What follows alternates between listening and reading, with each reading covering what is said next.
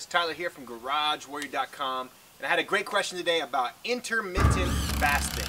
And intermittent fasting to me is all the rage these days, right? You keep hearing about it. I have my clients coming to me like, have you heard of this new intermittent fasting thing? Which makes me laugh because, you know, intermittent fasting essentially means I don't have any food to eat, so I can't eat, right? Which has been happening since the beginning of time for people who are starving. The Bible talks about it cleansing your body. The first book I read about intermittent fasting was written in 1930, and now intermittent fasting is a new thing, right? So that makes me laugh up front, but let me give you guys the best approach to start intermittent fasting because there's a lot of different modalities out there, and it's funny that I'm answering this question outside on my porch today because I was just talking to Brad Pilon, who is one of the foremost experts in intermittent fasting, about this the other day.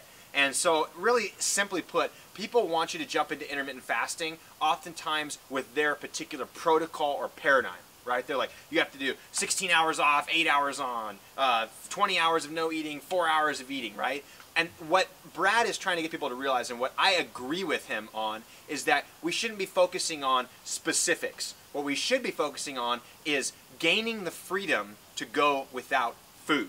Okay? That's all you should be focusing on right now. So the best way to get started with intermittent fasting is to start with short periods of time. My personal favorite way to ease people into it is to go without breakfast and without lunch. So simply all you're doing is going from dinner to dinner the next day. And you're doing a small 24-hour intermittent fast.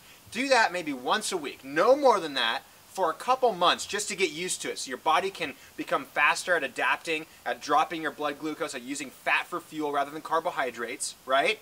Do that for about a month or so, and then you can start trying out different protocols. But the reality is, if you can't do a 24-hour fast for 30, 60, 90 days, you got no business doing a daily 16-hour fast or a daily 20-hour fast. And one more point before we move on is that everybody's different, right? So one of the protocols I use is if you're stressed out, if you're tired, if you're exercising hard, if you feel like your body is always on the edge of overtraining or not recovering enough, then intermittent fasting isn't for you. Because intermittent fasting is another stress we put on the body. But if you're relaxed, if you're just trying to accelerate your results, if you're trying to control your portions that you eat each day, throwing in a little 24-hour intermittent fast, totally fine, right? So you have to understand that it's not about somebody's protocol, it's about gaining the freedom from eating food. That's what me and Brad talked about, and it was a fantastic conversation. So remember that. It's about gaining the freedom from not having to eat food, okay? So go ahead and click that like button right there. Help me spread the Warrior message to more people just like you so I can teach them how to eat right, how to train right, how to work out at home, and how to live the Warrior lifestyle. Thanks for watching.